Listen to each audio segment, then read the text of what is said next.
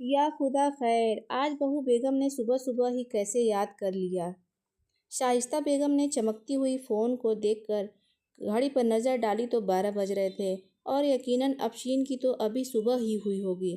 انہوں نے فون اٹھایا اور ہلو کہنا ہی چاہا تھا کہ ان کے بولنے سے کچھ پہلے ہی افشین نان اسٹاپ شروع ہو گئی۔ ہائے امی، آپ ہی کوئی کام والی بھیج دیں، قسم سے کچن کو دیکھ دیکھ کر ہول اٹھ رہے ہیں۔ سمجھ میں نہیں آ رہا ہے کیا کروں۔ ہفتہ اور اتوار ہم نے باہر سے کھانا منگوا لیا تھا، مگر پھر بھی اتنے سارے برتن جمع ہو گئے ہیں۔ میں تو آج بھی آپ کے یہاں ہی آ رہی تھی، مگر پتہ نہیں انہوں نے کیوں منع کر دیا۔ الگ ہونے کا بھی کوئی فائدہ نہیں ہے، ساس بن جاتے ہیں ابھی پوری۔ یہاں جاؤ وہاں نہ جاؤ یا نہ کرو۔ اچھا چھوڑو، میرا تو بی پی شوٹ کر رہا ہے۔ کچن الگ گندا، پریس والی بھی نہیں آئی ہے، جھاڑو والی صبح صبح ہی حساب کر کے چلتی بنی۔ امی کام والی۔ اچانک فون بند ہو گیا، شاید بیٹری لو تھی، ورنہ لگتا تو یہ تھا کہ وہ ابھی بات کرتے کرتے رو ہی دے گی۔ اس کے اس انداز پر شائستہ بیگم کو ہنسی روکنا مشکل ہو گیا تھا کہ افشین نے اپنی امی کی جگہ شوہر کی امی کو فون کر دیا۔ فون بند ہوتے ہی شائستہ بیگم کو بہت کھل کر کے ہنس دی اور پھر سنجیدگی سے سوچنے لگی، اگر بہو کی بجائے میری اپنی بیٹی ہوتی تو میں کیا کرتی؟ انہوں نے جیسے ہی اپنے دل کو ٹٹولا، مگر اپنے کسی جواب سے مطمئن نہ ہوئی۔ میں شاید یوں کرتی، شاید سمجھاتی، مگر اب کیا کروں؟ کچھ سمجھ میں نہیں آ رہا تھا۔ وہ خود تو نہیں چاہتی تھی کہ روایتی ساس بنے جو بہو میں ہر وقت کیڑے نکالتی ہیں، مگر واہ قسمت کہ افشین نے روایتی بہو بننا پسند کیا۔ یہی وجہ تھی کہ اتنے بڑے گھر کو چھوڑ کر وہ نزدیک ہی ایک چھوٹے سے فلیٹ میں اپنی دنیا بسائے بیٹھی تھی۔ آخر انہوں نے وضو کیا، نماز پڑھی اور دعا مانگی اور فوراً ہی ان کی سمجھ میں آ گیا کہ انہیں کیا کرنا ہے۔ تھوڑی ہی دیر میں وہ اپنی کام والی لڑکی کے ساتھ افشین کے دروازے پر تھی۔ ادھر افشین فون چارجنگ پر لگا کر آرام سے ٹی وی کھول کر کے بیٹھ گئی تھی کہ امی کام والی کو بھیج ہی رہی ہوں گی۔ ایک ہی بار اٹھوں گی اب کہ اتنے میں دروازے کی گھنٹی بجی۔ ارے واہ جیو امی، کہتی ہوئی جلدی سے اٹھی اور دروازہ کھولا اور سامنے ہی ساس پر نظر پڑی تو وہ ہکا بکا رہ گئی، منہ سے کوئی لفظ نہیں نکل سکا، بس نظروں میں گھر کا نقشہ گھوم رہا تھا۔ اندر نہیں بلاؤ گی؟ ساس کی آواز پر اس نے جلدی سے ایک طرف ہو کر ان کو راستہ دیا۔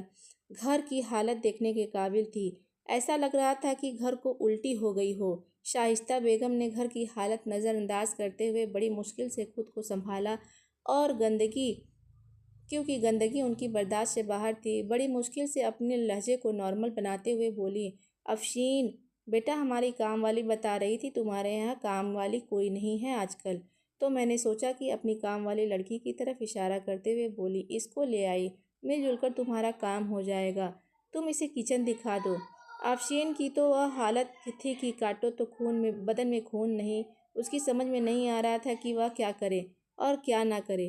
خاموشی سے لڑکی کے ساتھ وہ کچن میں چلی گئی اور کچن دکھایا، اور پھر شائستہ بیگم نے اس سے باتیں کرنے شروع کر دی، ساتھ ہی ساتھ چیزیں بھی جگہ پر رکھواتی گئیں۔ مجبوراً افشین بھی ساتھ ہی لگ گئی۔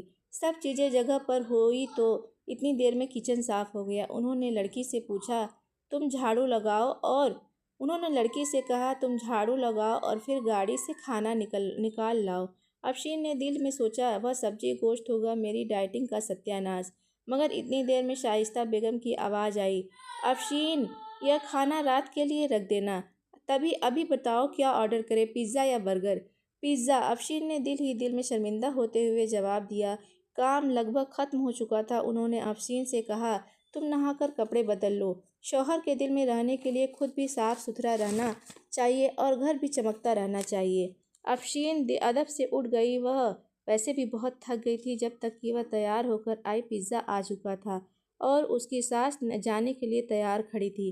امی رک جائے، رات کا کھانا ہمارے ساتھ ہی کھا کر جائیے، اس نے پہلی بار کہا۔ نہیں بیٹا، اس لڑکی کو بھی بہت دیر ہو گئی، اب تم بھی آرام کرو، ریحان کے ابو بھی آنے والے ہوں گے اور تم کو تو پتہ ہے ان کے آنے سے پہلے میں گھر میں موجود نہ ہوں تو آسمان سر پہ اٹھا لیتے ہیں۔